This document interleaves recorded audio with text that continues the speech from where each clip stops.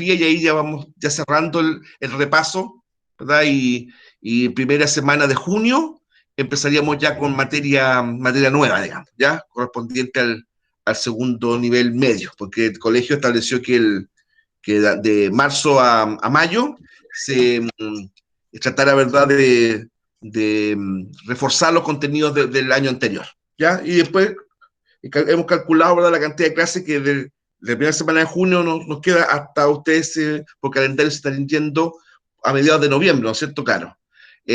APP. Yo creo que llegaríamos bastante bien, digamos, cubriendo todo el programa de segundo nivel medio en historia, ¿ya? Bien, por la República Liberal. Objetivo, identificar y relacionar los principales elementos culturales e históricos de la República Liberal. De hecho, haciendo una evocación, ¿verdad?, de lo que decíamos en clase pasada, la República Liberal debe su nombre a que el Partido Liberal, que fue oposición permanente en la República Conservadora, como vamos a ver ahora, aunque yo alcancé a decirlo algo en la clase anterior, ¿verdad?, por un acuerdo político llega al gobierno en el año 1861, ¿ya?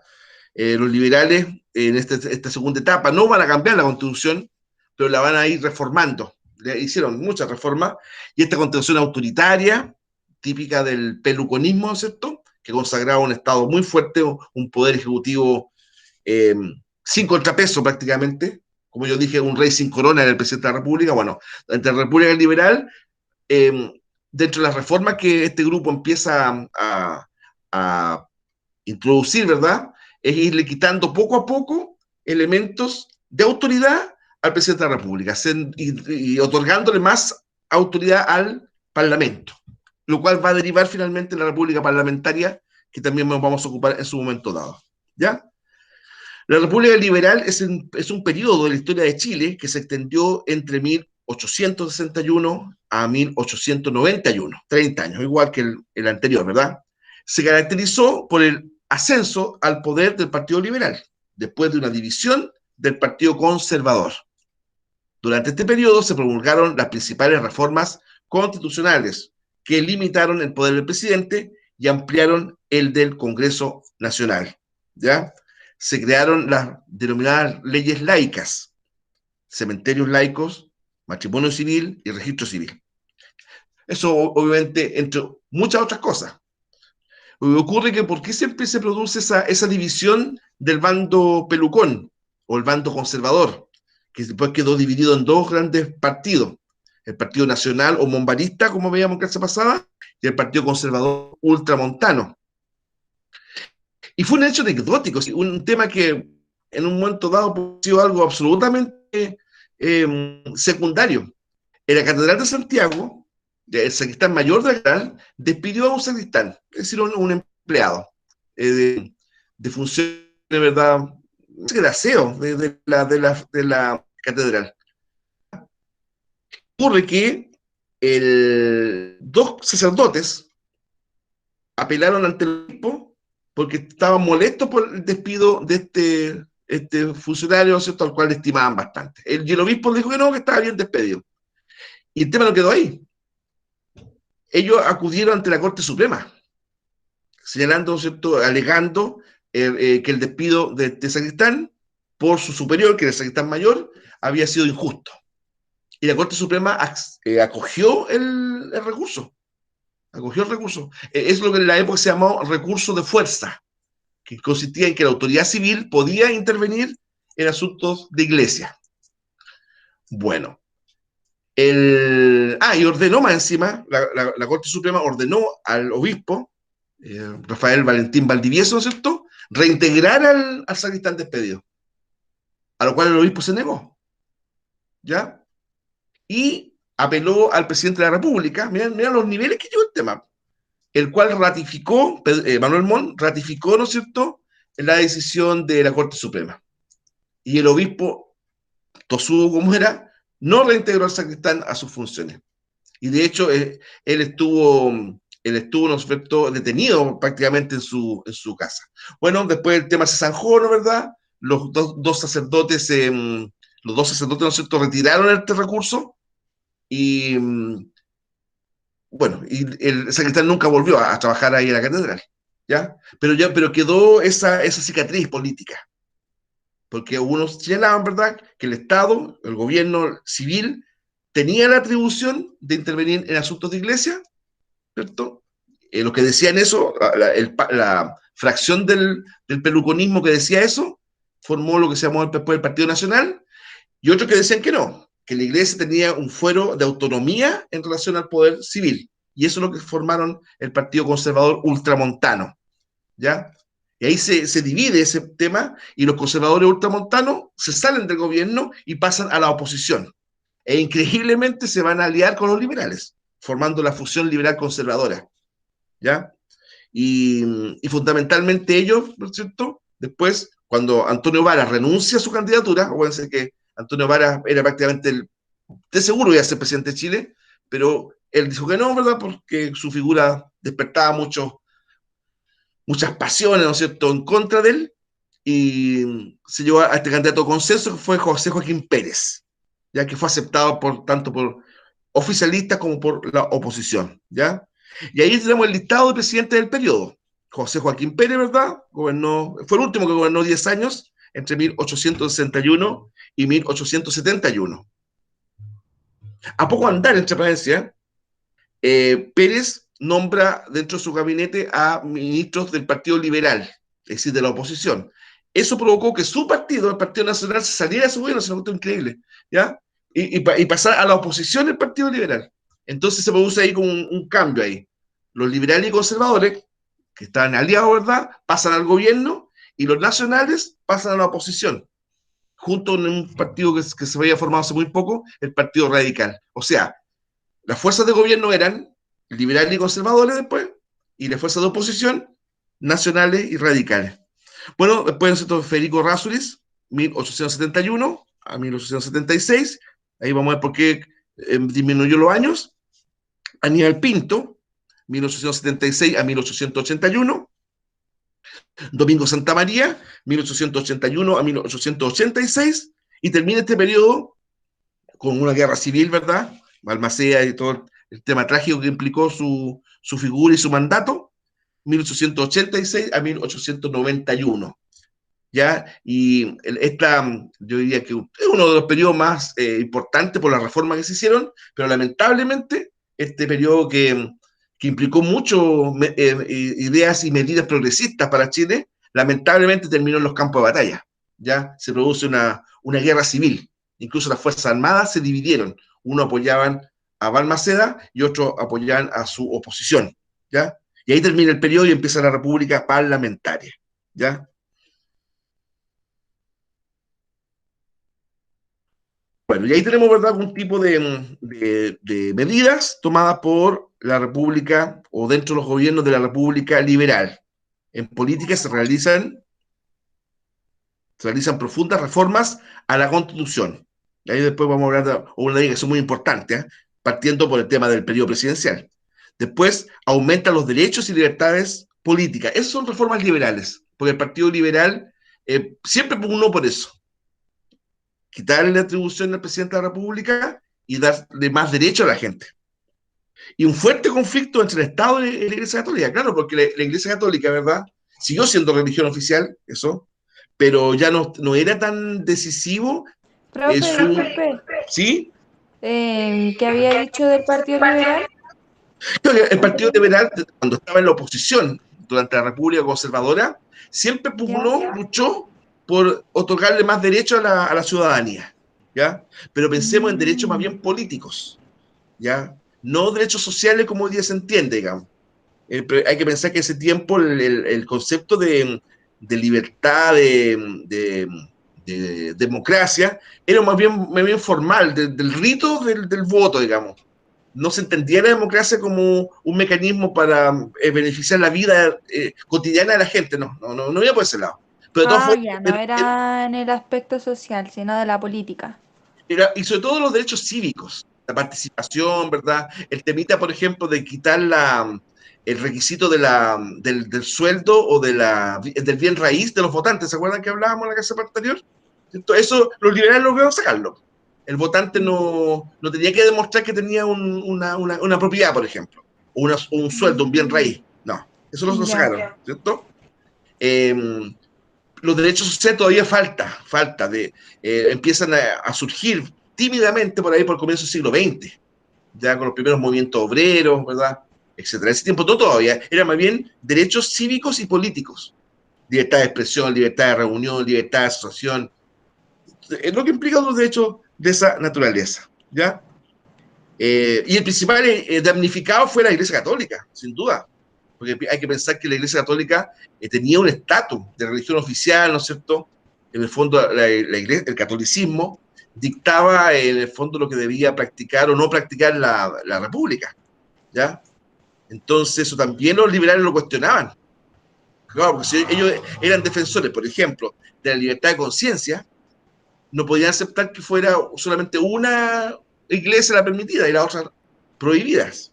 ¿Mm? Ahí van a lograr un cambio también en la ley de libertad de Ya. culto. ¿Mm? ¿Y a qué se refiere el cambio? ¿Aumenta el proceso de migración campo-ciudad en la Ah, sociedad? ya, pero todavía no llego a eso. Ah, No, ya, disculpe. no voy a la economía recién. Ya, pero adelantándote un poquito, claro, ahí, por ejemplo, la ciudad empezó a tener cada vez más importancia desde el punto de vista económico, social, cultural, ¿verdad? La gente, de todas formas, la población en Chile siguió siendo mayoritariamente rural, ¿ah? Más que urbana, pero en las ciudades, sobre todo las grandes urbes, estoy pensando en Santiago, Valparaíso, Antofagasta, Concepción, ¿no es cierto? Empezaron cada vez más a atraer a poblaciones del sector rural, ¿cierto? Empezaron cada vez más a atraer, por distintos motivos, los servicios, la educación, la salud, ¿ves? Fíjate que a comienzo de la República, en Chile, de cada 100 Ya. personas, 70 vivían en el campo y 30 vivían en la ciudad. Y eso cambia, pero drásticamente, a fines del siglo XIX y comienzo del siglo XX, cuando ya va a ser al revés. Va a ser al revés. Pero en gran parte de su historia, en Chile Después eran más tuvimos más. personas de la ciudad que del campo. Claro, exacto, se revirtió totalmente el proceso. Exactamente. ¿Y eso ¿Ya? por qué ocurrió? Porque ya empezaron a salir más se fueron a empezar, se empezaron a formar las poblaciones, o sea, como con una comunidad ya establecida. Es que esto fue de la mano de la revolución industrial, ¿ya? Industrial, Porque, claro, cuando fue esa. porque Ah, piensa tú que en tiempo de la colonia la principal actividad, y los primeros años de la República, la principal ya. actividad era la agricultura, ¿ya? Era el motor, digamos, de Chile. Nuestro principal producto agrícola era el trigo, todo eso. Entonces después viene todo este tema de la revolución industrial, ¿verdad? El auge de la minería, ciertamente. Entonces ya no se necesitó tanto trabajador agrícola, se necesitó más bien obrero de fábrica, por el surgimiento de estas grandes industrias, ¿verdad? Y el siglo XX más todavía. Entonces ahí la actividad agrícola no es que haya dejado de ser importante, porque hasta el día de hoy pues, el agro, los alimentos fundamentalmente vienen de ahí, pero ya no va a ser tan mayoritario. Y además que también Mm. hay que decirlo, ¿verdad? El trabajo fabril empezó a pagar mejores sueldos que el trabajo agrícola. ¿Te das cuenta? Entonces cambia totalmente el modelo. Absolutamente, yo diría. Mm. ¿Ah? Entonces eso se da, pero se da fundamentalmente fines del siglo XIX, ¿ya? Y después con los gobiernos radicales más todavía. El Estado se convierte en el Estado empresario. El Estado empresario. El Estado se establece, ¿verdad?, como el gran productor de la economía nacional, con los tres gobiernos radicales, ¿ya? Aguirre Cerda, Juan Antonio Ríos y Gabriel González Videla, los tres gobiernos radicales, ¿ya? Va a haber un conflicto fuerte, ¿no es cierto?, entre conservadores y liberales, los liberales tratando de tornar que el Estado sea cada vez más laico y menos confesional, y los conservadores tratando de defender eso, ¿no es cierto? Estas leyes laicas que hablábamos en la diapositiva anterior es un poco por esa misma línea, porque ¿cuáles eran las leyes laicas? Cementerio, ¿cierto? Cementerio laico, registro civil y matrimonio, ¿verdad? Bueno, esas tres atribuciones antes las tenía la iglesia. Bueno, en la actualidad existen todavía cementerios parroquiales, por ejemplo, y tengo entendido que Limache es cementerio parroquial, Nogales es cementerio parroquial, etc. Existe todavía, ¿ya? Pero fundamentalmente esa función lo tomó el Estado, el Estado laico. En los cementerios, por ejemplo, parroquiales antiguos, la gente de otras religiones no podía ser enterrada junto a los creyentes, por ejemplo. O una ¿Por persona qué que, eso? porque consideraban, ¿verdad?, que el sector bendito del Camposanto era solamente para los católicos. En Mm, una visión bastante discutible, por solo para supuesto. esas personas. Claro. O, por ejemplo, si alguien lamentablemente fallecía producto de un suicidio, no lo ¿Ya? dejaban a los familiares enterrarlo junto con la parte bendita. No, no. Porque la visión de ese tiempo en que había muerto, comillas, en pecado. ¿Ya? Ah, claro, Claro. por Entonces, las creencias que tenían, sí, pues. justamente. Pero después eso cambia, ¿no? Cuando empiezan a surgir los cementerios laicos. ¿Te das cuenta? Y ahí se produce una tremenda lucha entre los dos grupos, conservadores apoyando a la iglesia y liberales apoyando al Estado, ¿verdad? Incluso el obispo Santiago, arzobispo Santiago Valdivieso, un hombre muy, muy obcecado en Francia, no iba con los tiempos, amenazó con la excomunión a todo católico que enterrara sus deudos en un cementerio laico. Y el Estado de Chile prohibió el entierro en los cementerios católicos, era como pelea a los chicos incluso. ¿Te das cuenta? Así, había entierros nocturnos, se llegó al extremo, por ejemplo, para cumplir con la ley, se descubrió que era un funeral en que la urna iba con piedra adentro. Y el verdadero fallecido estaba siendo enterrado a la misma hora en un cementerio católico.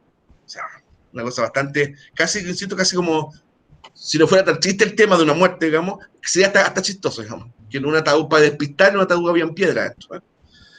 Sí, la lucha o la guerra de los cadáveres se llama.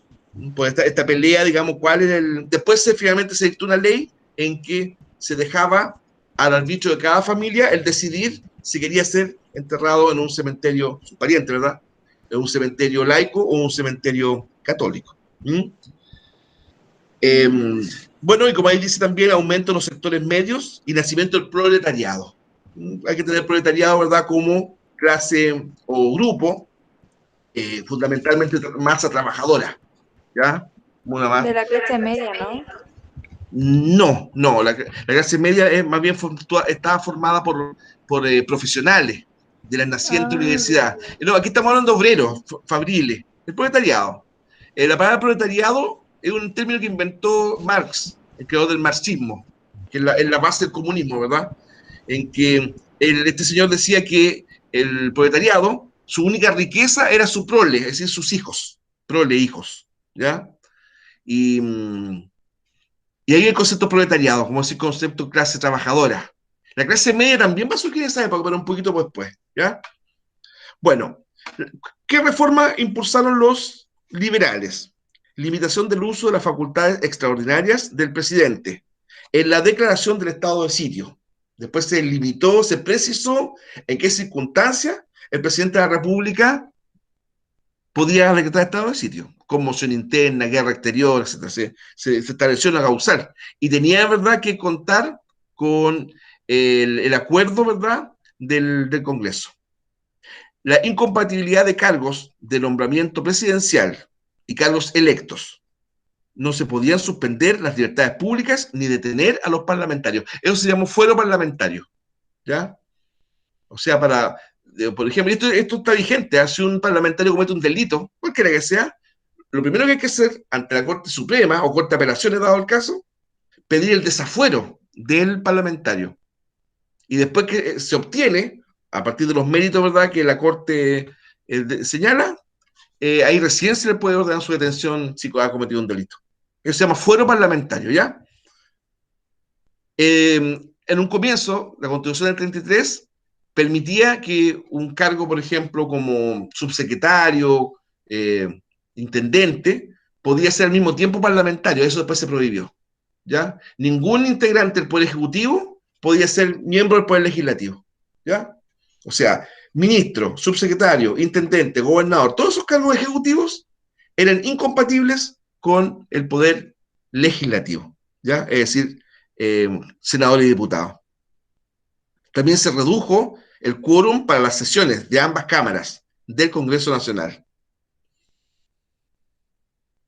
De hecho, antes, por ejemplo, como una mala práctica parlamentaria, en el momento para obstruir una ley, en el momento de votar, por ejemplo, distintas personas se salían del hemiciclo y se les veía en los jardines, por ejemplo, del Congreso, para darle o restarle valor a la votación. Es decir, impedir que se aprobara una ley que no les convenía o que no querían que se aprobara. ¿Ya? No, se bajaron los quórum. ¿Ya? Se estableció, ¿verdad?, el quórum más bajo, más asequible.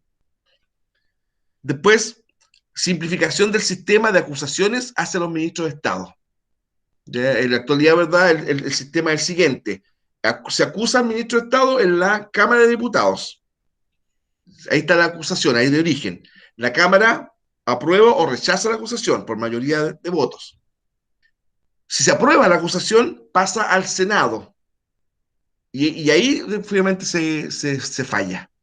Si un ministro es encontrado culpable, como ha pasado varias veces, digamos, no puede ejercer, no solamente pierde su cargo, sino que además no puede ejercer durante 5 años ningún cargo público. ¿Ya? Ningún cargo público. Cambio en el sistema de elección de los senadores y reducción de su mandato de 8 a 6 años. Se consideró que el mandato de los senadores era muy largo, 8 años en el cargo. Después, lamentablemente, eso se repuso, ¿eh? Y todavía está, y afortunadamente, bueno, eso fue lo lamentable. Y después lo afortunado que ocurrió es que después eso se corrigió. En la actualidad, ¿verdad? Hay un tope. Por eso es que distintos, y eso vale para los alcaldes, para los senadores, para los diputados, ¿verdad? Hay un tiempo máximo que esta autoridad, este funcionario, puede estar en ejercicio de su cargo. Yo me acuerdo que cuando vuelve la democracia a Chile, el año 90, hubo parlamentarios que ese año fueron elegidos y no han dejado de ser parlamentarios hasta el día de hoy, pues. Sí, varios de ellos. Entonces, bueno, hay argumentos a favor y en contra de eso, ¿eh? Pero en general la tendencia en la actualidad en el mundo tiende a que no sean cargos perpetuos, ¿ya? No sean cargos perpetuos. Después, prohibición de la reelección inmediata del presidente de la República. Diga. Profe, es como ahora, porque menos mal que también se aprobó esto de que los alcaldes también, por lo menos ya también lleven cierto tiempo y no sigan eternamente. Eternamente, claro. Claro, Ahora, porque por ejemplo, se vienen las elecciones de alcalde. el alcalde. Bueno, de hecho, mucho, como dijeron recién, no se puede, a ver, muchos alcaldes que incluso ya habían en un momento dado anunciado que iban a la elección, no pudieron postularse a su cargo, porque la ley actual se lo impide. Porque hubo una reforma, en un comercio se podía. Y no solamente a ¿Cómo la, eso? Claro, por ejemplo, supongamos, que no quiero personificar a ninguno porque se puede pensar que es una crítica a la persona, pero no, estamos hablando de la situación, digamos. Un alcalde que empezó a hacerlo en el año 1992, 1992, ¿pa? Y que estamos en el 2021 y el mismo alcalde. Ya, entonces la ley entiende hoy día que es mucho eso, tanto tiempo la misma persona, ¿te das cuenta? Entonces, claro, pues se podría decir, claro, pero si ha ganado democráticamente todas las elecciones, correcto, ¿ya? Pero por otra parte impide que surjan otros liderazgos, ¿te das cuenta? Entonces, ese alcalde ya no, ahora no puede ir a la reelección. Y le afectó a varios, ¿eh? Alcaldesa de la Cruz, alcalde Quillota, la alcaldesa de Quillota, Viña, pues si alcalde Mella ya no va a poder postular es nuevamente. lo que acabo de decir, ¿ya? Sí. Entonces, pues digo, hay argumentos en un sentido u otro, ¿ya? Porque también se podría señalar, ¿no es cierto?, de que tal alcalde gana porque la gente lo elige. Y si la gente lo elige, que sí que el hombre o la mujer, nosotros no son malos funcionarios, ¿ya? Pero finalmente se dio el paso y no se puede. Ahora, tal vez ahí a lo mejor hay un pequeño vacío, sí, ¿eh? Porque un alcalde o gobernador, etcétera, puede postular a otro cargo. Me explico, por ejemplo, la alcaldesa Reginato de Viña, ella va candidata a concejal, por ejemplo, y la ley lo permite. ¿Ya? Sí, hay varios alcaldes en Quillota que igual fueron concejal. Claro. Entonces, eso, Profe, ¿sí? la Dijuela también, po, la Dijuela también va Aconsejada, ella también a concejal, sí. aconsejada, claro. Y lo que tengo entendido que terminando este periodo se pueden, aunque hayan estado, o sea, se van a poder volver a presentar como candidato a alcalde. O Es sea, solamente por un periodo que los dejan fuera. es como una pausa nada más. Exacto. Ya. No, pues entonces ese no era el espíritu de la ley, po. hacer eso. El tema, ¿no es cierto?, es que a la larga, ¿verdad?, apuntar hacia la alternancia en el poder. Ese es el punto, era como el objetivo. Ahora sí, porque ¿cuánto periodo de alcalde? ¿4 años, pues? ¿O 5? Bueno, claro, o sea, para que después se pueda volver a postular, yo de verdad yo siento que no era el espíritu original de esta norma. Y costó, ¿ah? Y costó muchísimo. Porque piensa que esto, claro, aquí nosotros estamos hablando de los alcaldes, pero también le afecta a los parlamentarios. Y ahí es donde viene el problema, porque no iban a dictar una ley que los perjudicaba a ellos mismos, ¿se dan cuenta? Entonces, por eso, yo insisto, no, me carga personificar porque aquí como que después queda la sensación que la crítica va a una persona, ¿ya? Pero bueno, el senador Letelier, por ejemplo, del Partido Socialista, él, claro, que sumando diputado y senador, él empezó su carrera parlamentaria en 1990. Claro, 1990. ¿Vale? Estamos en el 2021. Ahora, hay casos, por ejemplo, Estados Unidos, hubo un senador, ¿verdad?, que duró como 50 años en el cargo y ganaba todas las elecciones. Entonces, él podía decir, está bien, pero yo gané mis elecciones, pues no entré por dictadura ahí, ¿ya? Bueno, pero es un tema que hay, repito, argumento en un sentido u otro, ¿ya? Los liberales entendieron que el periodo presidencial, 5 años, si se le permitía la reelección inmediata, 10 años era mucho, como pasó con Prieto, como pasó con Bulnes, como pasó con Montt y después con Pérez. Y ellos, ¿verdad?, hicieron una reforma constitucional al cual se impedía que el presidente de la República fuera reelegido de manera inmediata. Por eso es que después de Pérez, todos los presidentes fueron de 5 años. Errázuriz, Pinto, Santa María, Balmaceda, ¿ya? No es que el periodo presidencial haya sido de 10 años, no, era de 5. Pero como se podía reelección inmediata, todos los presidentes que se fueron a la reelección ganaron, ¿ya? Lo que le falló a Trump, al presidente Trump de Estados Unidos. Entre Valencia, no es fácil derrotar a un presidente en ejercicio. No es fácil. Porque el presidente en ejercicio, ¿no es cierto?, va a tener toda por así decirlo, eh, orgánica, justamente del poder a su favor, ¿ya? Pero en el caso del perdón. Ya, un tema importante también de la República Liberal, aunque este tema de la ocupación de la Araucanía comienza en la República Conservadora, ¿verdad?, es en la mal llamada en su época, hoy día se cambió el concepto ya, yo prácticamente no lo he vuelto a escuchar, como se decía antes, la antigua pacificación de la Araucanía, que después se sabe hoy día que de pacificación no tuvo nada, digamos. Fue una ocupación militar del territorio que hoy día ocupan los mapuches, ¿ya? Pero fueron poco a poco despojados de ese territorio, a pesar, como lo dije en su oportunidad, ¿verdad?, que la corona española, a fines de la colonia, siendo gobernador don Ambrosio Higgins, le reconoció a los mapuches su calidad de Estado integrante de la monarquía. Y en la Constitución del 22, de Bernardo Higgins, ¿cierto?, hijo del anterior, eso lo ratifican. Que la nacionalidad, como la nacionalidad mapuche es parte integrante del Estado de Chile. Esa Constitución de 1822 es la única que tiene ese concepto, que los mapuches, ¿verdad?, era como una nación integrante del Estado de Chile. Entonces, evidentemente, este proceso que está ahí, ¿verdad?, la ocupación de la Araucanía, se contradijo con las anteriores leyes, ¿verdad?, dictadas por el propio Estado de Chile, muchachos. ¿Cómo era el escudo creado por Carrera? Con dos indígenas, una mujer y un hombre, indígenas. ¿Ves? Entonces hay antecedentes en ese aspecto.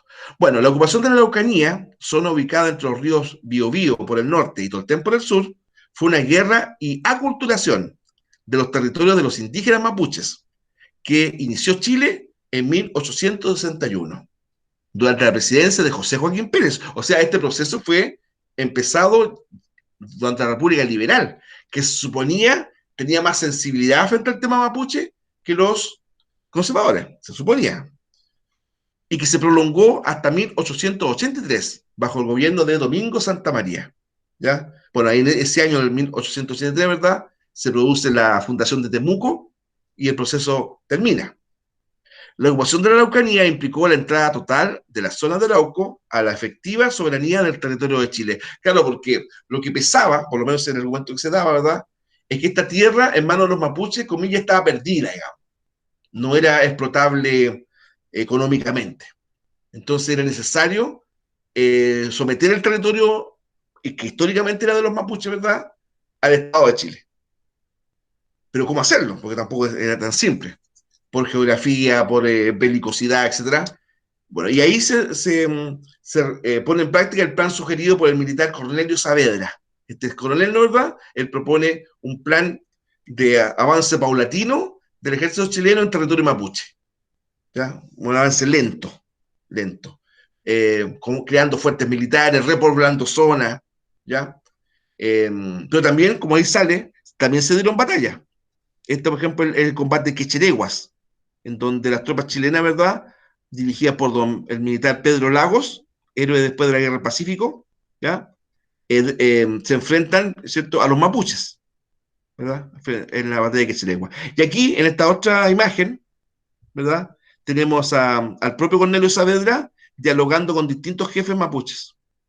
En general, una parte, Cornelio Saavedra, él de verdad intentó dialogar. El problema es que a la larga era un diálogo imposible. ¿Por qué digo imposible? Porque en esencia, ¿verdad?, era convencer a los mapuches de aceptar las tierras que el Estado de Chile le había reasignado. Y todos sabemos lo importante que para el pueblo mapuche, para la idiosincrasia, incluso hasta para la religión mapuche, es permanecer en la tierra de sus antepasados. No es lo mismo, por ejemplo, en otras culturas, en donde la lógica es la siguiente, por ejemplo, a nivel familiar, por ejemplo. Nosotros somos familia donde estemos, ya. Esa lógica, que es muy como occidental, así, muy europeo occidental, los pioneros, ¿cierto?, esa gente que desde Europa se fue a colonizar, no sé, Estados Unidos, Canadá, ya. O aplicó esa lógica. Donde estemos nosotros somos familia, eso es lo importante. Acá el tema mapuche no es así. Sin duda, el lazo familiar es muy potente también, pero unido a la tierra. Pues el mismo nombre, Mapu, tierra, che, gente de la tierra. ¿Se dan cuenta? Entonces ahí lo que se hizo fue un despojo, sin duda. Ahora, en la disminución de la población mapuche, como lo dije en su oportunidad, ¿verdad?, se dio a varias causas. Una de ellas fue la guerra de Arauco y la guerra después, ocupación de la Araucanía. También, ¿no es cierto?, influyó la emigración. ¿Mm? Eh, Hoy día, por ejemplo, una parte muy importante, incluso tanto más numerosa que en Chile, de mapuches viven en Argentina, en la parte sur de Argentina, ¿ya? Como Dolo de Rivadavia, el Río Negro, Chubut, todas esas zonas hay mapuches. Pero esos mapuches que están allá, ¿verdad?, se originaron a partir de una inmigración de los mapuches chilenos, por así decirlo, ya en tiempos de la República. Ahí se originó fundamentalmente esos mapuches que hoy día viven en el sur de Argentina, junto con otros indígenas, ranqueles, otros que se autodenominan o se les denomina indios pampas, ¿ya?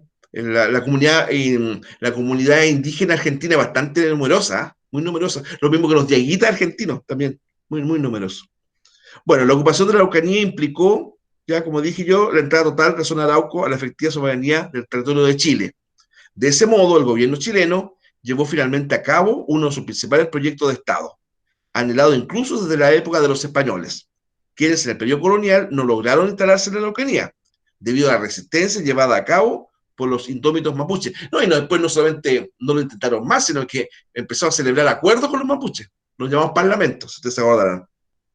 Con ello, el gobierno chileno logró unir final y realmente el territorio chileno al norte del Biobío con el territorio al sur de Valdivia, en el que igualmente se llevaba a cabo el proceso de colonización de Yanquihue, ¿ya?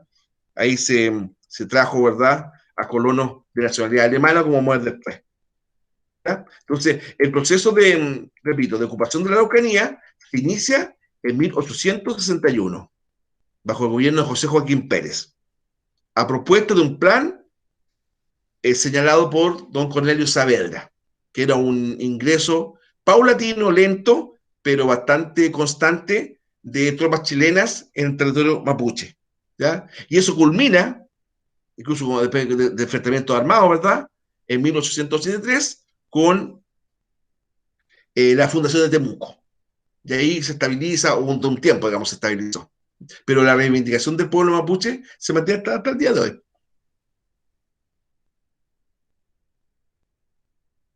Ahora, también durante la República Liberal, ¿ya? Se produjo con España un conflicto naval, ¿ya?, que enfrentó a Chile con España, pero al mismo tiempo Chile formaba parte de una alianza. Ahí estaba, ¿verdad?, Perú, Bolivia, Ecuador, ¿cierto? Desde 1865, duró poco en todo caso, a 1866. La alianza eran 4 países, pero en términos reales, digamos, la guerra fue contra Perú y Chile, que tenían armadas. Ecuador, a pesar de que tiene costa, no tenía, y Bolivia, que tenía también costa en ese tiempo, pero nunca tuvo armada de guerra. Por lo tanto, el conflicto fue entre España, Chile y Perú, en términos reales, ¿eh? Sí, ahora, sin embargo, igual, de todas formas, Bolivia y Ecuador entregaron algún tipo de apoyo logístico, ¿verdad?, a sus aliados. Y también, sobre todo en el caso de Ecuador, negó todo tipo de abastecimiento a la escuadra española. Tras la guerra, Chile inició un rearme que llevó al país a ostentar una superioridad militar que demostró en la contienda que le enfrentó a sus aliados, antiguos aliados, entre 1879 y 1884, ¿ya? En la guerra, ¿cierto?, contra España, Chile fue aliado de Perú y Bolivia, pero en la guerra siguiente íbamos a ser enemigos. La guerra del Pacífico, como ahora vamos a ver también. Para Chile la guerra tuvo nefastas consecuencias. Es increíble, si Chile esa guerra se metió por defender a Perú, porque el conflicto original era España con Perú. Perú tenía deuda importante que saldar con España, que parece que era una conducta muy de ellos, digamos, tampoco pagó.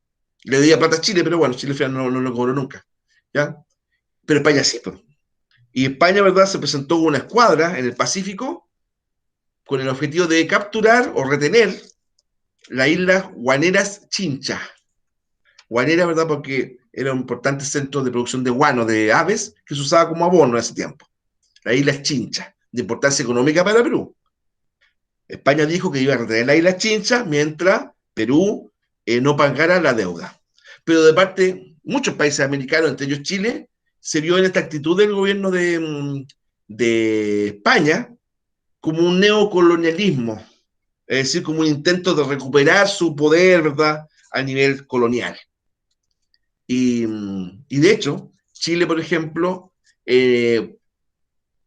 declaró que el carbón fuera contrabando de guerra y prohibió que a todos los puertos chilenos, el Estado prohibió a cualquier puerto de Chile vender carbón de piedra, que era el combustible de los buques de esa época, ¿verdad?, a la Armada Española.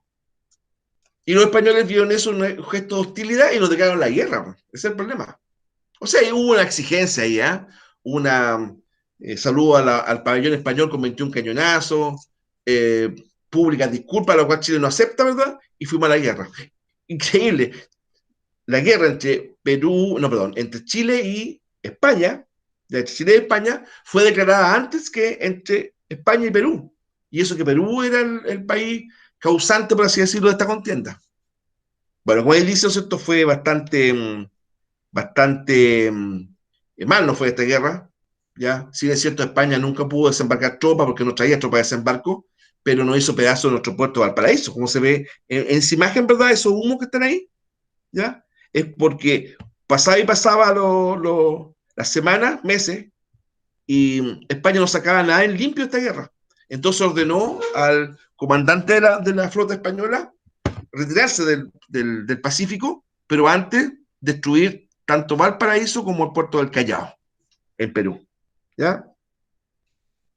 Prácticamente fue un acto casi fue catalogado como de piratería, porque Valparaíso en ese momento no tenía defensa portuarias, cañones, por ejemplo, como sí tenía el Callao, y Valparaíso quedó incendiado. Los almacenes se destruyeron, los almacenes fiscales, por ejemplo. Todo eso. Entonces costó que eso se recuperara, ¿ya? Al cabo de unos 10 años, ¿verdad? Valparaíso retoma su importancia económica y también San Antonio, ambos en la quinta región, ¿ya? Pero la verdad es que Chile la vio muy compleja porque su principal puerto fue hecho triza, literalmente, no estoy usando una metáfora, literalmente fue hecho triza. Ahora, uno de los escasos aspectos positivos de la guerra, o sea, se menciona casi por un honor militar más que otra cosa, fue la captura en el combate de Papudo, acá cercano, ¿cierto? En nuestra región, de la goleta española Covadonga, ¿ya? Es el combate de Papudo.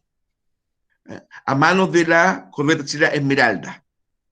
El, la Covadonga, ese, ¿ya? Este buque, que después estaba en Iquique junto a la Esmeralda en el combate, ¿verdad? Del 21 de mayo de 1879, ¿cierto? Bueno, en el combate de Papudo, este buque, que originalmente era español, fue capturado por la Esmeralda, corbeta chilena, ¿ya? Y se incorporó a la Armada nuestra.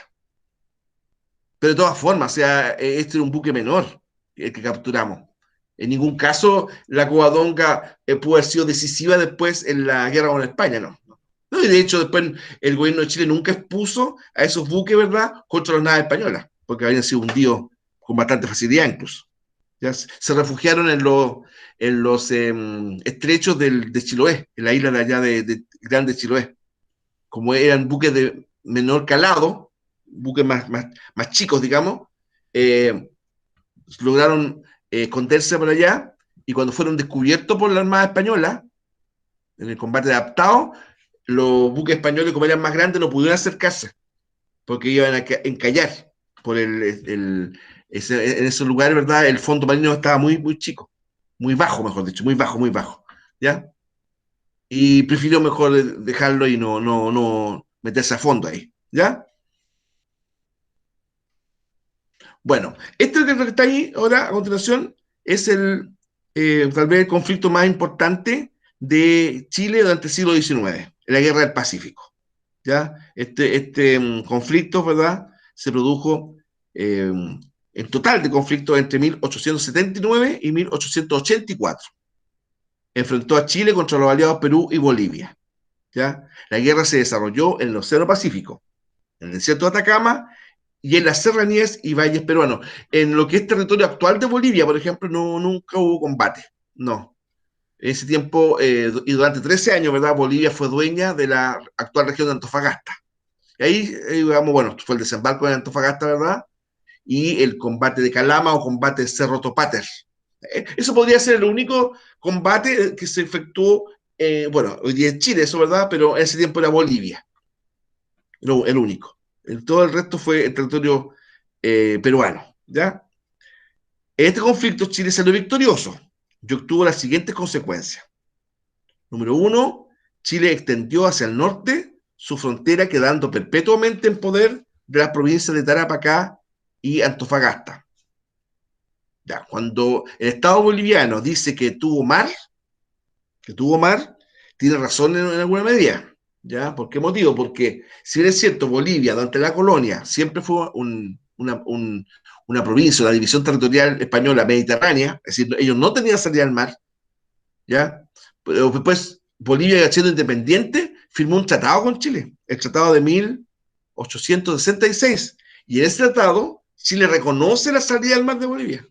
De hecho, Antofagasta fue boliviano durante 13 años, pese a que Antofagasta fue fundada por Juan López, y este señor era chileno, pero bueno, después fue boliviana. Ya, ¿por qué se produce la guerra? Porque, ¿cierto?, en el tratado de 1874, ¿verdad?, Bolivia se compromete a no alzar los impuestos del salitre producido por empresarios chilenos en la zona de Antofagasta durante 25 años. No podía, no, ojo, no es que no le pagaran, no le cobraran impuestos, no es que no cobraran impuestos. El tema era no subir los impuestos. Y el Estado boliviano, con el gobierno de Hilarión Daza, lo hizo. Hizo una pequeña alza de impuestos, de 10 centavos de dólar, ¿verdad?, por saco quintalero de salitre. Ese es el alza de impuestos. 10 centavos de dólar por cada saco de salitre que producía la compañía de salitre y ferrocarril de Antofagasta, que era chilena. Ya. Y cuando una vez que el Estado boliviano aplicó ese impuesto, esa compañía chilena no quiso pagar. No quiso pagar porque señaló, bueno, y ahí tenía razón, digamos, desde el punto de vista legal, que había un tratado que lo prohibía. El gobierno boliviano señaló que ellos tenían derecho a aplicar ese impuesto y que si la compañía chilena no pagaba, iban a expropiar, rematar la salitrera, todo eso. Y había incluso fecha para el remate, el 14 de febrero de 1879. Ese día, ¿verdad?, se iba a producir el remate de la salitrera chilena, ordenada por el fisco boliviano. No se pudo hacer porque desembarcó tropa chilena. La escasa guarnición boliviana que había ahí se replegó hacia Calama, ¿verdad? Y el ejército chileno ocupó militarmente la ciudad de Antofagasta, que a pesar de que era boliviana, en su 90% de la población era chilena. ¿Ves? Entonces, ahí empieza la guerra, eso se tomó como un acto de guerra ya, por parte de Chile hacia Bolivia. El tema era Perú. ¿Qué pintaba Perú en esto? Si, si el conflicto, ¿no es cierto?, era con Bolivia, ¿por qué se metió Perú? Lo que pasa es que un gobierno previo, ¿verdad?, al de Mariano Ignacio Prado, que era el presidente de Perú cuando estaba pasando todo esto, el presidente Manuel Pardo, firmó un tratado con Bolivia de ayuda militar ofensiva-defensiva. Aquí en Chile decimos que era ofensiva, pero ellos dicen que era más bien defensivo. La cosa que fuera como fuera, el gobierno de Chile, ¿no es cierto?, por medio de su embajador, le exige al presidente Prado que se definiera. Incluso hay una frase que quedó para la historia ya, que el embajador de Chile en Perú le dice: presidente, le dice a Prado, diga soy neutral y no habrá más problema entre Chile y Perú. Y ahí el presidente Prado le dice, no puedo decir eso porque Pardo, mi antecesor, me dejó ligado a Bolivia en un tratado militar de ayuda recíproca y tengo que cumplirlo. Con eso, en el fondo, estaba diciendo que Perú iba a entrar a la guerra, pero a favor de Bolivia. Un detalle, fíjense que el presidente Prado, el que le tocó cumplir ese tratado, tenía parientes, familiares y negocios en Chile, negocios propios particulares, en la zona del carbón. Bueno, la cosa es que muchos pensaban que la guerra iba a ser desfavorable a Chile desde el comienzo, y no, pues fue todo lo contrario. Fue favorable a Chile desde el comienzo. El combate de Iquique fue una excepción, y además que la muerte de Prado y su heroísmo, ¿verdad?, contrasta con lo poco que ganó Perú ese día. Perú, ¿qué ganó? Hundió una corbeta vieja como era la Esmeralda, y en Punta Gruesa perdió su mejor buque, que era la Independencia. O sea, militarmente Chile ganó el combate de Iquique, no lo perdimos. Bueno, Chile quedó... Profe, Sí, sí. una pregunta, y por ejemplo, cuando ellos ganaron Pisagua, ¿eso también fue en la Guerra del Pacífico? Sí, Cuando sí. Chile, yo tuve la oportunidad de ¿Ya? ir, yo tengo familia allá, mi hermano vive ahí. Es maravilloso, si algún día tienen la oportunidad de ir a conocerlo, maravilloso. Yo a pesar de estuve como 2 semanas y no alcancé a conocerlo todo, a pesar que es chiquitito. Y tuve la oportunidad de ir al cementerio y todavía ahí están los mausoleos de los peruanos, soldados peruanos, y hacen una recreación en noviembre, porque en noviembre se tomaron Pisagua. No sé de qué año, pero yo sé que fue en noviembre y me mostraron un video que hacen la recreación, es muy lindo. Entonces, Ya. por eso, y tiene como, o sea, es como donde están los cañones arriba que fui a conocer, es como que tiene una bahía que, o sea, digamos, una mirada que cubre como por hartos lados, pero decían que eran como muy pajarones los peruanos comparados con los chilenos. Por eso que Ya. los chilenos creo que le ganaron muy fácil ese territorio a Perú. Claro, porque eso fue en noviembre, el día no me acuerdo, pero en noviembre de 1879, ya desembarco en Pisagua, ¿ya? Y para muchos es como el primer desembarco anfibio de la historia, fíjense, militar del mundo, el primer desembarco anfibio. En lanchas, las tropas chilenas empezaron a desembarcar protegidos por la escuadra primero cañoneó a las fortificaciones peruanas y bolivianas, y ahí empieza a desembarcar, ¿verdad? Y Rafael Torreblanca fue el militar chileno que eh, clavó la bandera chilena en un poste del telégrafo, ¿ya? Antes yo me sabía el nombre del soldado que la clavó en la playa, que ese fue el primero, pero Rafael Torreblanca, oficial chileno, clavó la bandera en un poste del telégrafo, que fue como un acto de soberanía, así, ¿ya? Eh, entonces, claro, las tropas chilenas, digamos, demostraron mucho más valer militar que el Ejército Unido, aliado, ¿verdad?, boliviano y peruano. El problema está que después se dio, y se dio mucho, ¿eh? Lamentablemente, generalmente después de la batalla, el ejército vencedor, Chile en la mayoría de los casos, practicaba el repase de los heridos, por ejemplo. La consigna era textual, lenguaje de esa época, no dejar cholo con vida. ¿Mm? Entonces, los soldados chilenos, ¿cierto?, que se les daba una bebida, un brebaje, comillas, la chupilca del diablo. ¿Ah? La chupilca del diablo. La chupilca del diablo era aguardiente con pólvora. Aguardiente con pólvora, como aguardiente como un pisco, pero más rudimentario, ¿no es cierto? Ah, ya. Se le echaban pólvora, le hacían un brebaje, un gusto bastante desagradable. Bueno, ellos bebían eso para ponerlos más agresivos. Y por lo general, ¿verdad? No perdonaban, muchas veces no perdonaban la vida de prisioneros, etcétera. En el Morro de Arica, por ejemplo. El Morro de Arica, los peruanos, ¿verdad? Comandados por don Francisco Bolognesi, dijeron que iban a resistir hasta el último cartucho. Y uno de ellos, Alfonso Ugarte, se dice que no queriendo caer vivo en manos del ejército chileno, se lanzó a caballo al mar. Medio leyenda es igual, ¿eh? Pero un poco refleja la animosidad que había entre ambos países. ¿Ya? Claro, el desembarco en Pisagua, eso fue en noviembre de 1879. General Erasmo Escala, era el comandante en jefe del ejército chileno. ¿Ya? Ahora, bueno, con la guerra del Pacífico, ¿verdad? Chile quedó como dueño de las provincias para siempre, ¿eh? De Tarapacá y Antofagasta. Entonces, y hay un tratado firmado con Bolivia, ¿verdad? En el cual la provincia de Antofagasta se ratifica como chilena. Por eso que era muy difícil el tema de... El mar para Bolivia, por ejemplo, es muy complejo, por mucha simpatía que incluso en Chile esa causa tiene. ¿Eh? Hay un importante número de chilenos, ¿verdad?, que sienten que Bolivia tendría que haber mar. El problema está que la salida histórica que Bolivia reclama para su país es por Antofagasta. Ya, pues entonces, ¿cómo sería ahí el tema? ¿Es inmanejable ese punto? Pero ¿qué pasaría con el territorio chileno que hoy día está más arriba, más al norte de Antofagasta, por ejemplo? Eso es un tema. Y el otro tema, que dentro del territorio que Bolivia reclama como suyo, está Chuquicamata, pues, muchachos. La Emiral de Chuquicamata, que de acuerdo a eso entonces sería boliviano. ¿Ves? Sería boliviano. Entonces, no, era muy complejo el tema. Muy complejo que pasara ese territorio a manos bolivianas. Alguna vez lo fue, ¿eh? Sí, alguna vez lo fue. De 1800, como dije antes, 66 a 1879. Fue de Bolivia, sin duda. Pero después, el desarrollo posterior, ¿no es cierto? Después de la Guerra del Pacífico, cuando Chile ya obtiene esos territorios, ¿verdad? Para muchos de forma ilegal, para otros de forma legal.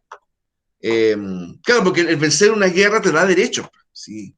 Porque desde ese punto de vista, hasta Alemania, Alemania perdió 2 guerras. Podría, ante los tribunales, por ejemplo, internacionales, exigir que se le devolviera todos los territorios que perdió en la Segunda Guerra Mundial, que fueron muchos. ¿Eh? O Japón, pues tú, después de la Segunda Guerra Mundial, también perdió importantes territorios en el Pacífico. También ellos podrían, con el mismo criterio, exigir, ¿verdad?, que se les devolviera, y no, pues sí. Entonces, es bien complicado el tema. Y de hecho, yo creo que desde el punto de vista nacionalista boliviano, el fallo de la Corte de la Haya fue muy duro para ellos, muy duro, durísimo. Porque, claro, porque la Corte Internacional de la Haya ratificó el actual límite entre Chile y Bolivia.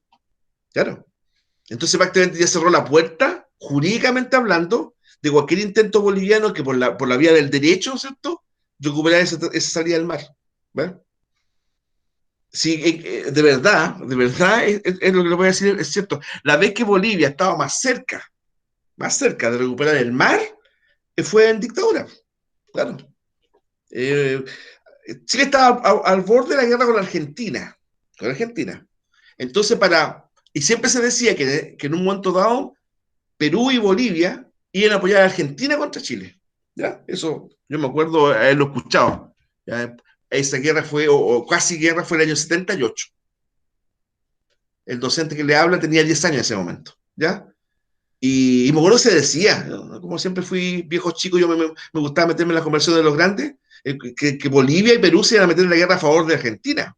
Bueno, entonces, Pinochet, para evitar ese cuadrillazo que nos iba a dar, Perú, Bolivia y Argentina, los tres contra Chile, mete muy inteligentemente, hay que decirlo, mete una cuña ahí y le ofrece un momento dado mar a Bolivia, pues sí, que es una pequeña franja muy angostita en todo caso, de territorio entre Arica y el límite con Perú, para Bolivia, para que por ahí tuviera salida al mar Bolivia. Y no se pudo, por dos razones fundamentales, porque Perú, que tenía la atribución de negarse por el Tratado de Lima, ¿verdad? Dijo que no de inmediato. Incluso en su época la prensa dijo que Perú le había puesto candado a la salida de Bolivia al mar, primero.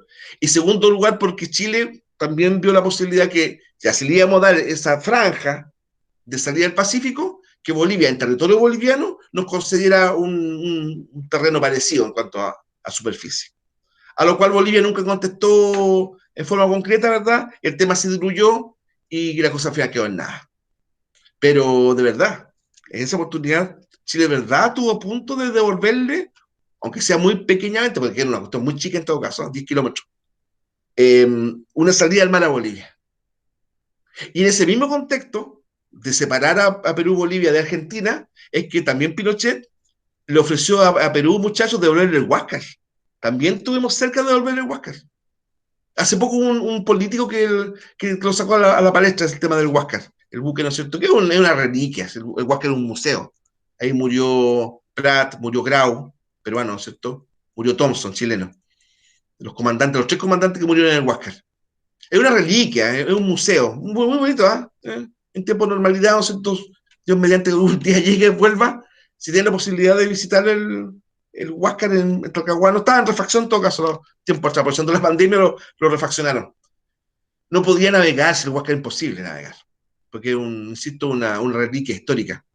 Entonces la forma de devolverlo al Perú era subirlo, calcula, arriba de un portaaviones. Pero ocurre que no tiene que ser un portaaviones grande. Había que haberlo contratado o a Argentina, todo el problema que había, o a Estados Unidos o a Inglaterra. Oye, y a rentar un barco así es carito. Pues entonces Chile mostró la intención de devolver el Huáscar, pero que Perú se hiciera cargo de los costos. A lo que Perú dijo no, porque considera que a lo mejor era un gasto muy caro en todo caso, e innecesario, y el tema también, la devolución del Huáscar quedó en nada. ¿Ya? Bien, pues muchachos, dejo hasta acá la presentación, ¿verdad? La continuamos el día jueves. Así que métanse en estos temas, es muy interesante averiguar por cuenta de ustedes, ¿no es cierto?, más elementos de esta historia de la patria, digamos, de Chile, con un criterio ya más actual, pues. Antaño, en el fondo, sobre todo a nivel de niños más chicos, como que la visión de la guerra era como épica, ¿ah? El tema del soldado chileno, héroe, ¿cierto?, que tomando su fusil de bayoneta conquistaba el mundo. No, hoy día está claro que la guerra es una desgracia, una tragedia. Y la guerra del Pacífico lo fue. Hoy día, por ejemplo, ya se sabe más crudamente muchas actitudes antihumanas absolutamente contra los derechos humanos que se cometieron en la guerra del Pacífico por los tres ejércitos, entre ellos el nuestro. ¿Ya? Que se cometieron. Eso fue una realidad también. ¿No? Bien, pues, llego hasta acá, así que estamos bien.